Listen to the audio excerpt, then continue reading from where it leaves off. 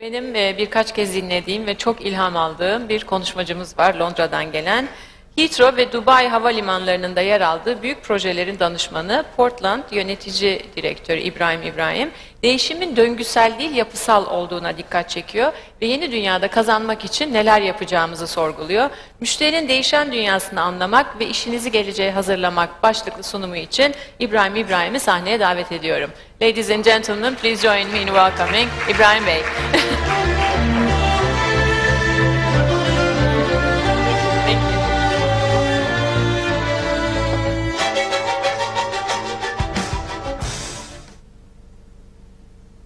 Thank you.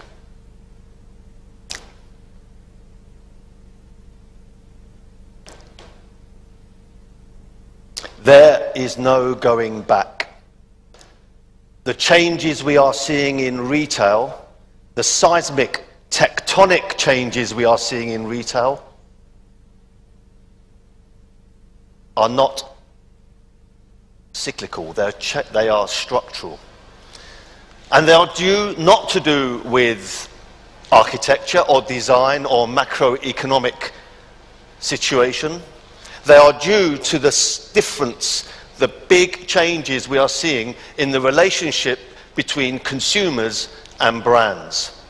So there's no going back. The world has changed and we must adapt to that world of new consumer attitudes and behaviours. This new behaviour is making consumers more promiscuous, less committed, and we need to adapt in our real estate development, in our urban regeneration, to meet the needs of this new behaviour. But news just in. Don't think for 1 minute the internet will kill shops. It will liberate shops to make them wonderful experiences. And that's really what I want to speak to you about today. So my name is Ibrahim, and good afternoon. Thank you for inviting me to speak to you today. And thank you very much particularly to Avi and Tuba. My business is a strategy and design business specializing in consumer-facing experiences, urban regeneration, mixed-use development, and transportation. And we have 3 mantras in our business: people and places, not buildings and spaces.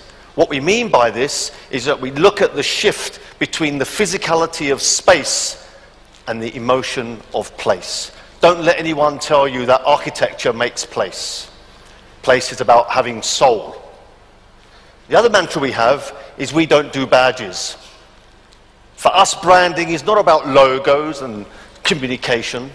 It's about experience, creating the right mix, the right connectivity to create wonderful experiences that people want to come back to.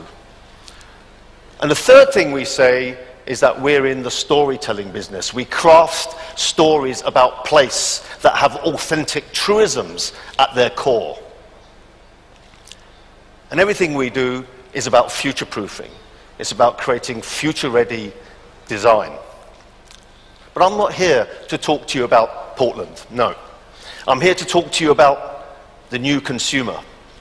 And we don't talk about X or Y or millennials. We just talk about the new consumer because it transcends demographics. We talk about C, Generation C. And the main reason we talk about C is the fact that this consumer, beyond anything, demands control, wants to be in control. Whether that's about convenience or transparency or having and doing what they want when they want. Control is at the core. And of course, they're constantly connected. They demand the ability to collaborate with brands. And when I say brands, in this presentation, I'm going to mention brand a lot. But when I say brands, I don't just mean products or services. I mean cities, developments, urban areas. They're all brands. So these new consumers demand the ability to shape that brand, to co-create, to change it the way they want to change it, when they want to change it. The idea of a development being predetermined by an architect or a planner, those days are gone. They want to build communities around these brands based on their interests and their passions and the brands they follow. And they have a conscience. They care about the role a brand plays in their day-to-day life and in a wider world. Those brands that are here just to sell them things will not be here for much longer. You've got to play a much deeper, more meaningful role in people's lives. So this is not a group. This is a way of life. It's a sea change in consumerism, a sea change that's going to affect developments and assets and urban regeneration and cities. We also call them the digital nomad generation, where they're constantly on the move, not just physically, but digitally. So digital nomads have a different relationship with time, with place, and each other. The biggest change in the way these consumers behave is that they behave differently with each other. They create these communities around brands. And of course, their consumption habits are really different. They lead transient lives. They're constantly on the move. They lack commitment. Commitment to brands, commitment to jobs, commitment to authority, commitment to big company, big pharma, big food businesses. Why has there been an explosion in small, independent, craft-based businesses? Are they turning away from big shopping centres? They're certainly turning away from Europe, from where I come from. So this lack of commitment, this constant movement and change is really affecting these new consumers. And critically, they want things, they want to be in control. Yeah, I said that. But they want things, in terms of control, simple, easy, convenient. They want what they want now. Jeff Bezos recently said that I want to go from I saw that to I bought that in 15 seconds. Can you compete in 15 seconds? There are 60 million people in America that live within 30 minutes of a distribution center of Amazon. And Bezos' goal is to have everybody in the States to be within half an hour of a distribution center. And I predict that very soon he will buy a very big department store chain, maybe Marks and Spencer's in the UK, for that reason. So now, 1 hour delivery of shopping will not be unusual, directly to me as a consumer. So what is convenience? Well, this is Wheelys. Wheelys is a Chinese convenience store brand that is autonomous. No one works in it. And it moves. It moves around the city, wherever the customers are. So we live in an on-demand economy, where if you cannot compete for consumers' attention and deliver goods and services on demand, you will have big challenges. Whether that's on demand in click and collect, whether it's on demand in this case, shopping delivered direct to your car when you're not there. Lots of initiatives going on with car companies and logistics companies. So if you have a development, have a shopping centre with hundreds of car parking spaces, what kind of service do you create to deliver this kind of offer? And also, we've been talking about the experience economy for many, many years, and we've moved beyond that. Experience economy suggests that we are predetermining the experience as designers, as architects, as planners, as developers.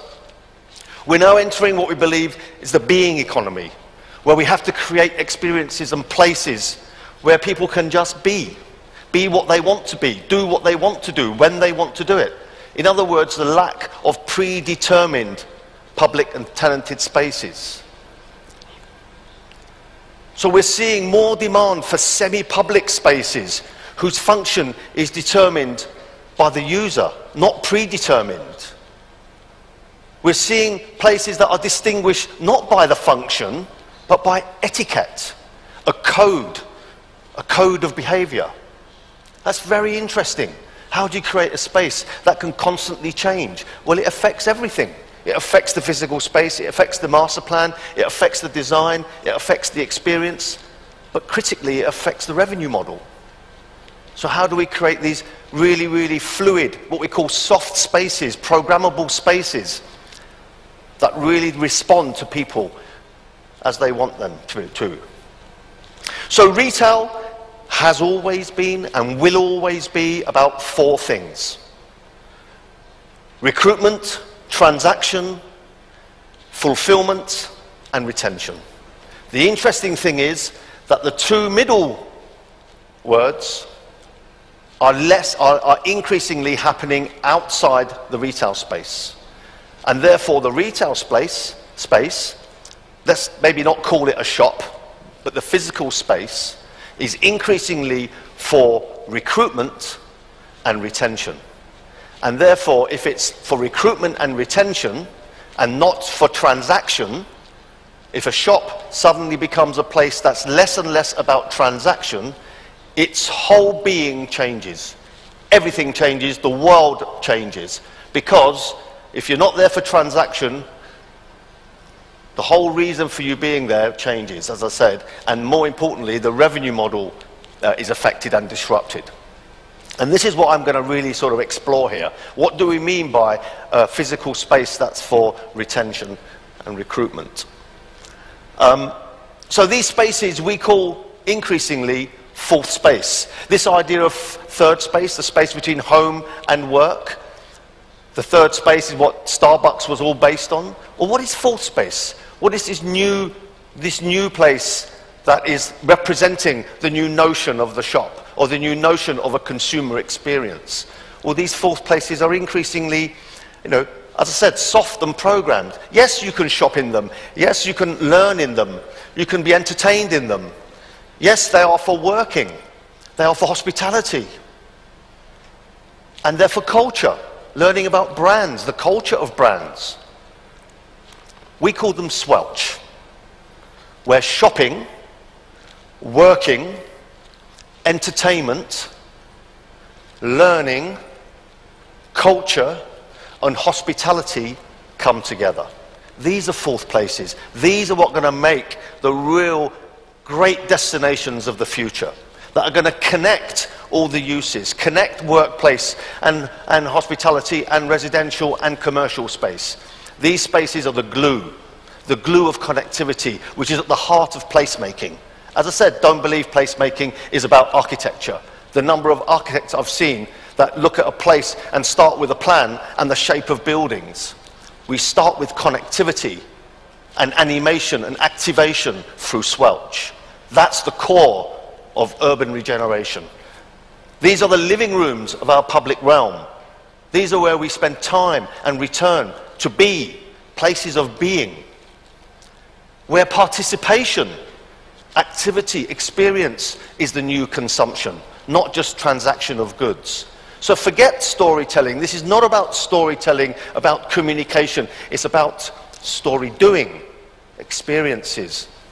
Lots of brands are really creating fantastic experiences around retail, entertainment, F&B, bringing them together.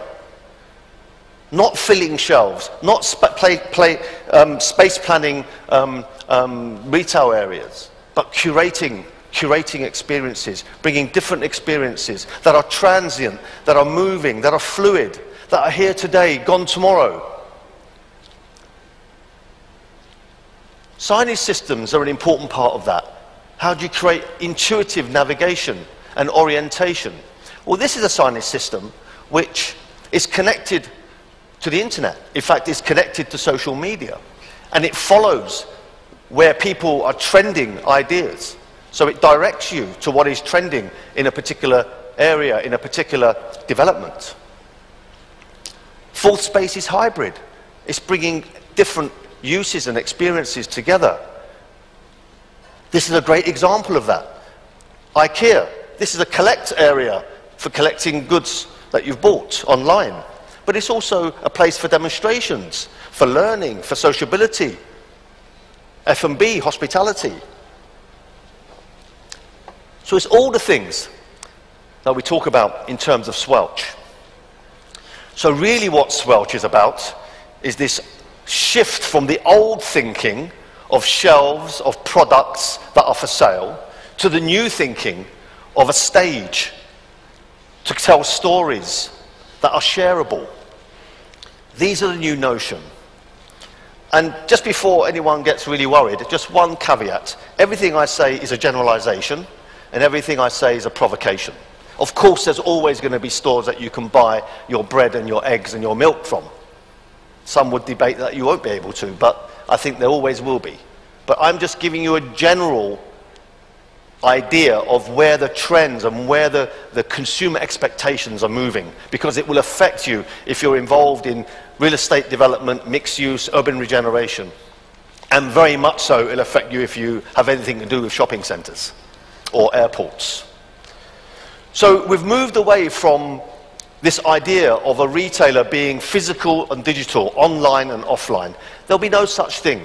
In the future, consumers won't distinguish between online and offline. We flip between the two.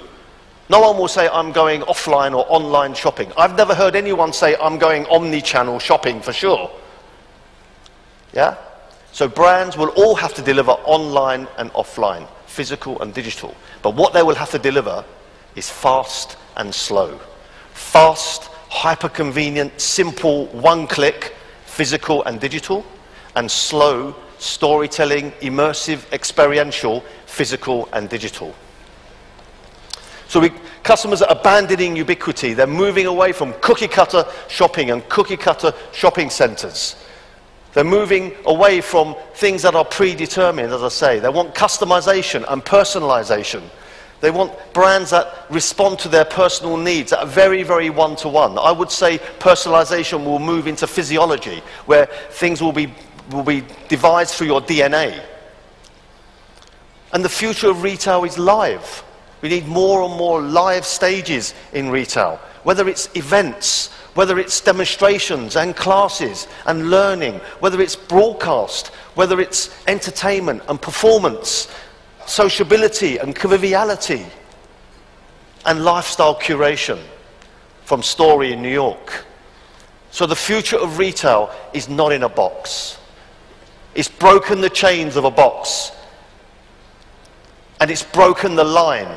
It's killed the line between tenanted space and public realm. The demise of the demise, the death of the line. Demise means death in English, and it also means a line. The death of the line between tenanted and public realm. So where does that leave GLA and GFA? What is your net to gross in your shopping centres? Is it 70? Is it 60? Is it 50%? What is public realm and what is tenanted space? These are blurring, and it's having a massive effect. And the other issue is media. Media is splintering. Brands, organisations can't engage with consumers on a mass scale. We're all watching television at different times on different devices. So brands have got one choice. How are they going to engage with consumers at an intimate level, at a one-to-one level? It's through shops. It's through physical space. And that's why I think the internet will liberate shops and introduce the new players. And these are our new tenants. These are our new partners. And we need to develop conversations and dialogue and ideas and revenue models to attract them. Whether they are new pure players, online pure brands, whether it's media brands, FMCG product brands. Our new tenants will be Procter & Gamble and Unilever and Nestle and Ülker. Whether it's culture brands, media brands, publishing brands, book launches, Penguin. Who are these new tenants? Broadcasting brands, Sky, Netflix, Amazon. These are all going to want physical spaces, all going to want shops, but not for transaction. Not for transaction. They're swelch. Lots of brands, very exciting. This is liberation of shopping. The internet will not kill shops, it will liberate them. And this is what's happening. This is why it's happened over history. This is a Maslow hierarchy, where we begin in retail with trading. And then we move on to retail. We begin to understand categories and people flow. Then we think actually it's about leisure and lifestyle. It's about entertainment. And then we think actually, no, we need to get into community and relationships. But what's the next stage? The next stage is media. Actually, retail is a media platform. It's a media platform that is driven by data. Landlords will charge an upfront rate card based on footfall, customer data, engagement, and influence on downstream sales, i.e. online. So data is the new oil. How do you capture that data and sell the asset of data to your potential tenants? And how do we capture that data on a large scale, on a community scale, and a small scale within the shopping centre or shops? As Doug Stevens says in his fantastic book, Re-Engineering Retail, the store of the future will not only monetize experiences, but also the data that those experiences generate. Really interesting. Data responsive environments, that's what we need to create. With data analytics, programmability, augmented reality, virtual reality, AI, space will be data responsive like a living website. So physical space will behave more and more like a website. We'll be able to see more and more how people circulate and respond accordingly and change the environment like a stage. So we need to edit space in real time. And as Mariam Saltzman said, this is the era of the spontaneous, the surprising, the unplanned, and the serendipitous. That's what we need to create.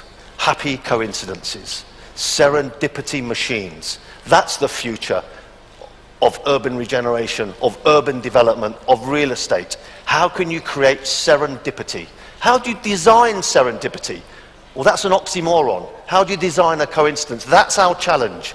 That's our challenge. And you don't achieve that through cookie-cutter brands, same brands in the same shopping centres that customers are absolutely bored of. So it's no longer to do slightly better than before, slightly nicer architecture, slightly nicer public spaces and nicer furniture and nicer lighting, or the latest shape of building. The future will be determined by rethinking and reimagining what real people really want. Because the shop of tomorrow will be a media platform, will be a sales outlet still, of course, will be a fulfillment centre, will be a social hub, an experience stage. Because it's no longer just about sales per square metre, based on rents in the old model. We've got to think about ideas per square metre, surprise per square metre, senses, delight, smiles. They're the new metrics, they're the new KPIs. Because in future, successful shops, successful developments will speak like a magazine, will change like a gallery, will still sell like a shop, will share like an app, will build loyalty like a club, will entertain like a show, and will play like a game.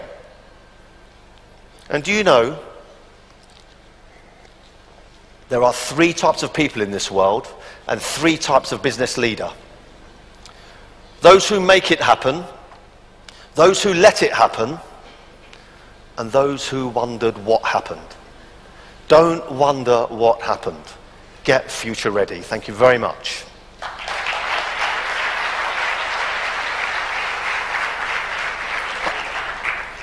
What a wonderful speech. Thank you very much. We'll get future ready and won't wonder Thank you very much. what things are about. Kahve molası için sizleri dışarıya davet ediyoruz.